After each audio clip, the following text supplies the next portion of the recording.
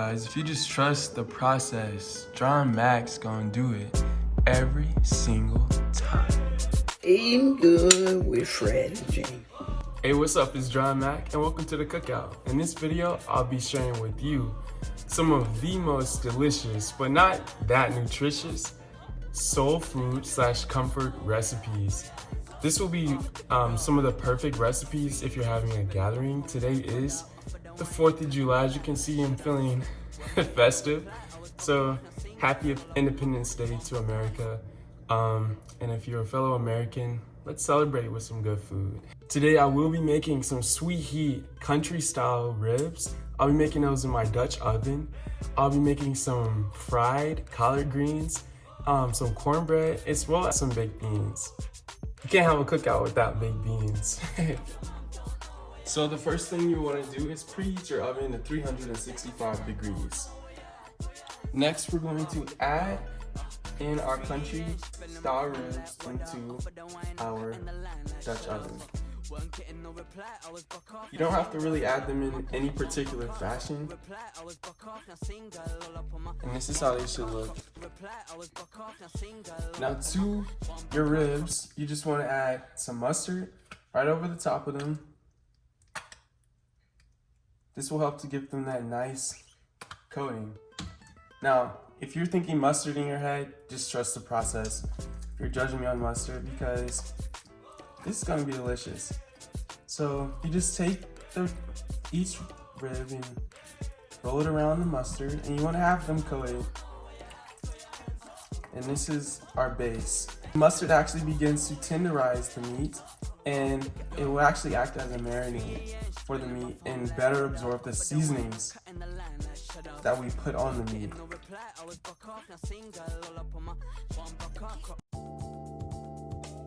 So for our seasonings, we're going to add in black pepper, of course. We're going to add in some cumin.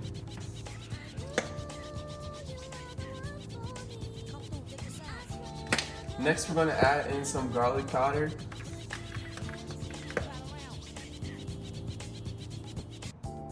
I love garlic powder, so I add a lot of that. Next, I'm going to add some chili powder, just for some nice color and smoked flavor. And I actually add a lot of that as well. And for some salt, I'm going to add in some Lowry seasoning salt, which is a staple in soul food. So this is going to be the only sodium per se that I add. And I added quite a bit of that. So, but not too much, not too much. I'm also going to go in with some onion powder. The next thing you want to do is just mix up all of those flavors and seasonings onto the meat and make sure it's well distributed. And guys, we actually forgot the main ingredient. The last ingredient, we're going to add in our heat and our sweet.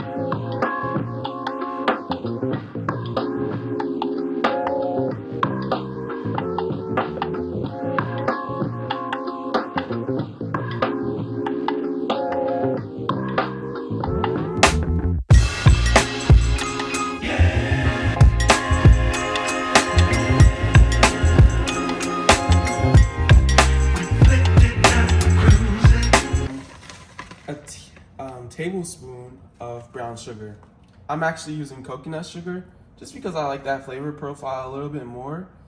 If you like brown sugar, you can use that, or whatever sugar you want to use. But as long as it's getting a heat, I'm getting it sweet. A little bit about the coconut sugar, it has sort of a molasses profile, so it really incorporates that southern flavor. Once you've actually mixed in all of your ingredients, you can go ahead and put your top on.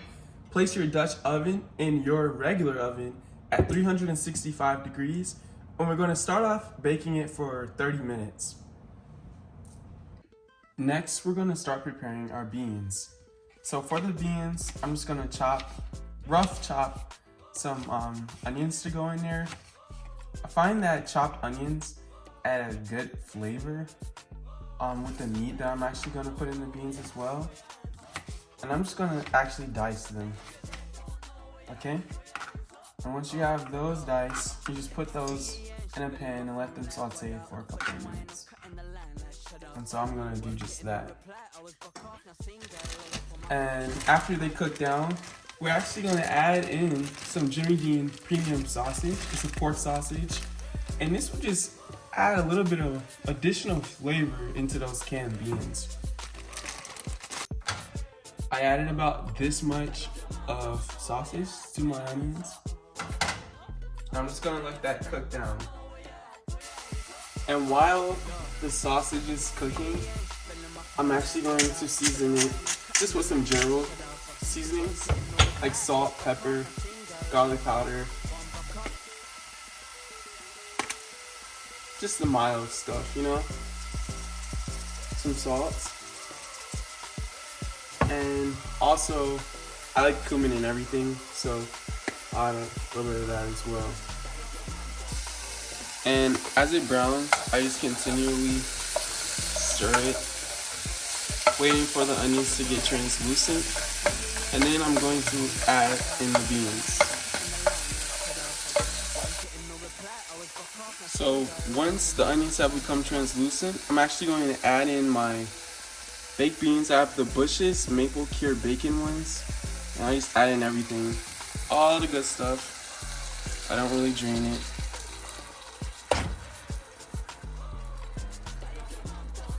Boom, just that easy.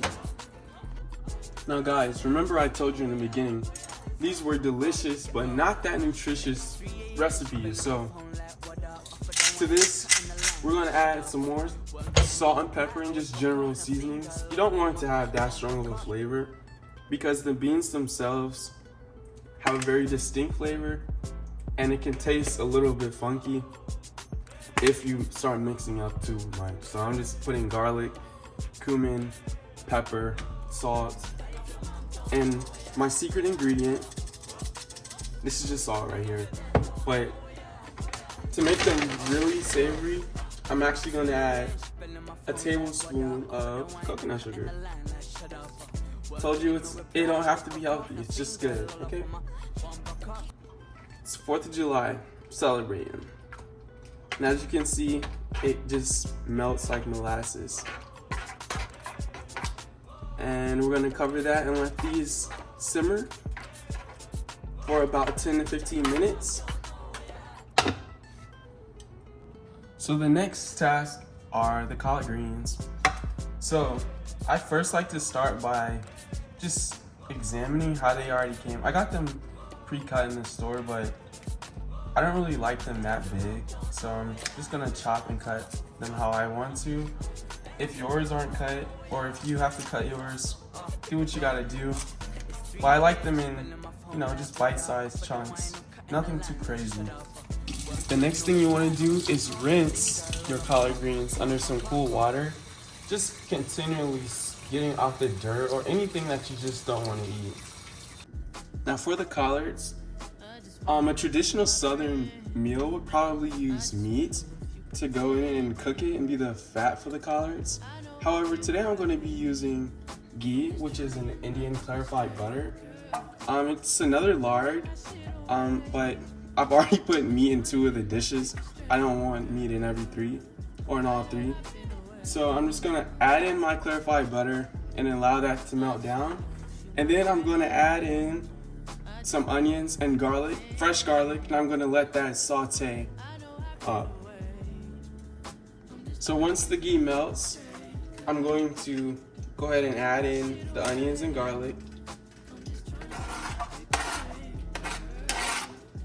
And once that starts doing what it wants to do, I'm going to add in my collards. So once it gets a little crackly and poppy, I'm adding the collards.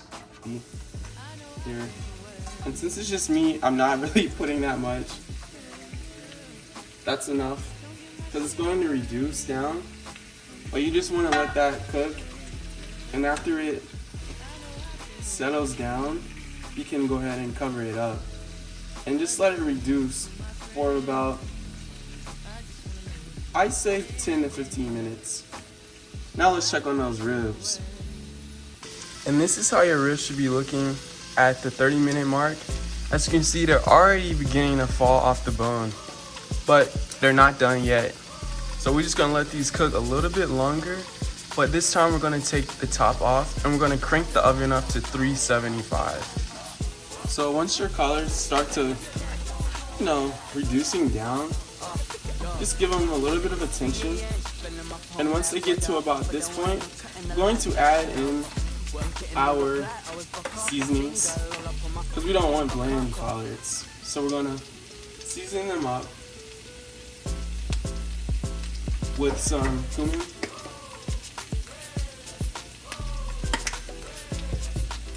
chili powder,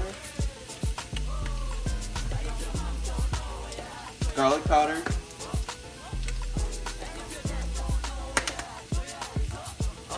black pepper, and personally I like to add some adobo for the sodium just to give it a little bit of extra flavor, because now we're going to add in about a third or a fourth of a cup of water to allow them to steam.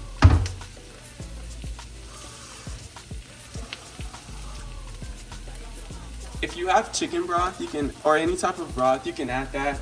However, as I said, I've put meat in my other dishes, so I don't really want meat in every dish. I'm just gonna add in my water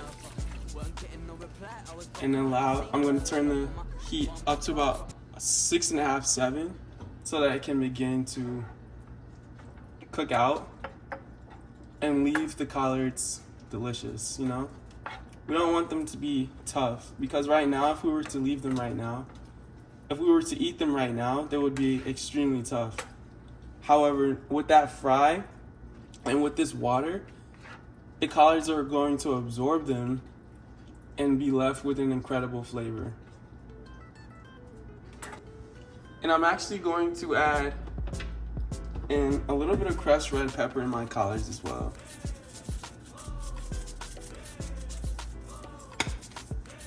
Another holy grail to some really good collards is adding in a little bit of distilled vinegar, or whatever kind of vinegar that you like to use. Vinegar changes the acidity of the collards and makes them taste so much more delicious, and brings them from being a bland vegetable to being a star of the plate, Collard greens, So I'm just gonna add 2 of those. Who am I kidding? It's delicious.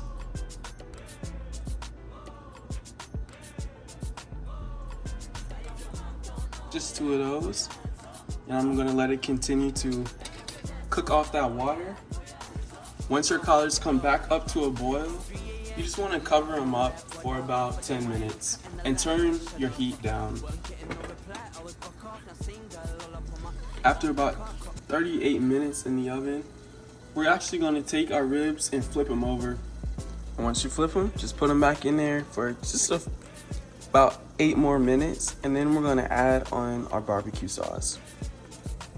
Now for the cornbread, I'm going to leave that up to your discretion, because I'm actually using a Jiffy box recipe. So whatever recipe you can find for your own cornbread, follow that one. And while your collards are cooking, you want to periodically check it, just for the seasonings. And also to see the progress. As you can see, they're turning darker. This is how traditional collard greens look. However, I just tasted them and they're gonna need to cook a little bit longer because they're a little bit tough. Cover it back up and check it again in a couple minutes. And after you've cooked both sides, you can go ahead and add on your barbecue to your ribs.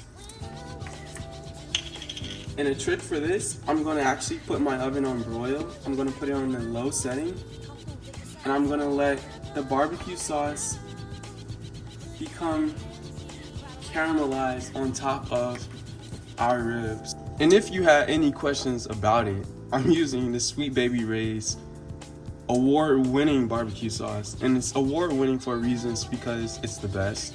If you don't know about it, make sure to go get you some. You can find it at any grocery store. Not sponsored. Now guys, if you're still with me and still trusting the process, There goes those collard greens. You can't tell me those aren't like the collard greens that your grandma used to feed you, that you didn't want to eat, but now you can't get them anymore. That's how you can do it. Simple and easy. You know? Simple and easy. But now we're gonna have a little taste test and see if we need to adjust the seasonings or add anything. At this time, if you add sugar, if you like your collards sweet, now would be the time to do just that. Add in the sugar, add in whatever you want to add because they're almost done. So I'm going to go ahead and take me a little taste test, and only the OGs can grab from the pot or the pan. Yeah, that's delicious. That is delicious. But I'm going to add a couple more capfuls of the distilled vinegar, just because that's my personal preference in my business too. So I'm gonna just put me 2. Yeah, that's good. And I'm gonna cover it back on up. Check on it in about 5-10 more minutes. Because guess what? Our ribs are almost done as well. Guys, from the very beginning, I wanted you to trust the process. And how about check out these ribs right here? Guys, with that broiler, everything is getting caramelized. We're actually going to go ahead with a second dose of barbecue sauce and fill in the lines. As you can see, I missed a couple places. So I'm gonna go ahead and fill those in and put it back in the broiler for another 5 to 6 minutes. I'll let y'all watch. Again, this is the Sweet Baby Ray's award-winning barbecue sauce. It's the best. The best ever. For now, I might share with y'all another good recipe that you can make homemade, but we're not that close yet. We're getting there. Just cover up the spaces. And don't mind those sounds. That's just because I was being lazy. I'm not running out. It's enough. See? Perfect. Don't mind those sounds at all. I'm actually gonna add me a little bit right here. I know you're saying that in your head. And if you have a brush, you can brush it on. But again, this is my personal preference. Now I'm gonna put them back in the broiler. Remember, the broiler is on low, but I have it on the top rack, so it actually is sitting right under the eye.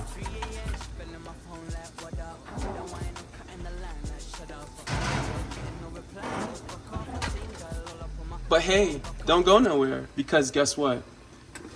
Our collard greens are done. Guys, I told you from the very beginning that this would be delicious. Did I not? Does that not look delicious? Wish you could get a taste. If you watch Freddie Jean on TikTok, shout out to her. Eating good with Freddie Jean. Now, as you can see, the cornbread's done. Now, we're gonna check on the ribs, guys. And I'll actually give y'all the live reveal. Yeah, I think they're done. There they are. Sweet Heat Barbecue Country Ribs. Fried collard greens, no meat this time. And baked beans with sausage and some Jiffy cornbread. Let's dig in, guys. Welcome to the cookout. You got the invite. You must be a pretty good person, and you should probably like the video if you were cool enough to get an invite to the cookout. So there's everything. That is the country barbecue rib. It's actually Sweet Heat. That's what I named it. This is the baked beans with the pork sausage added. This is the fried collard greens with onions. I didn't put any meat in it, but you could if you would like to. And this is my cornbread. It's a little bit janky, but I'm sure it's gonna be good. I didn't give you the recipe, so don't worry. But first, I'm gonna try the collard greens because for some reason, they look the most enticing to me. There you go. All right, here we go.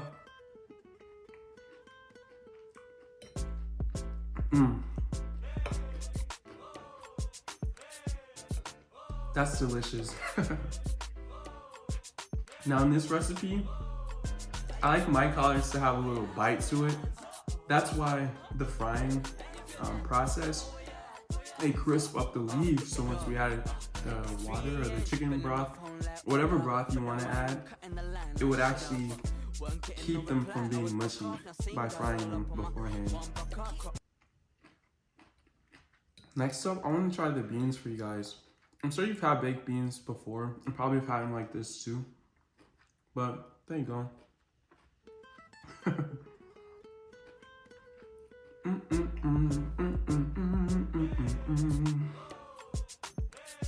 I love baked beans. They're my favorite cookout like side. And I'll let you guys get a bite of cornbread. Wow.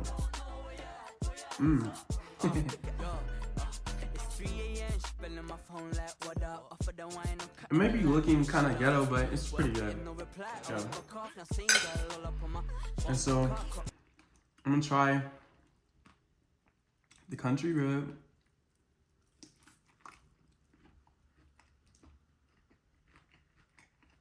Wow.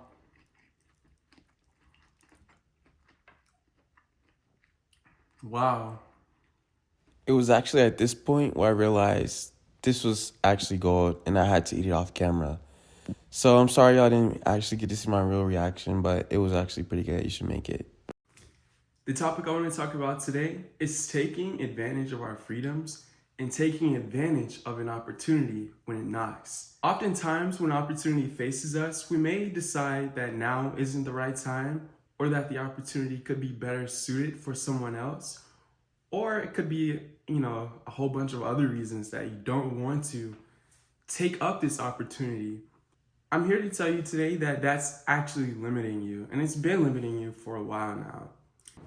This summer, I had the opportunity to participate in an internship that really changed my life. As you may know, I'm a bioengineering student. However, when I went into bioengineering, I had my eyes laser focused on that pre-medical track. I had my eyes focused on just being a doctor. I didn't think about what it would take to get to that step. And so in learning the curriculum of bioengineering and not allowing myself the opportunity to value bioengineering for what it actually is, I limited my experience of learning bioengineering.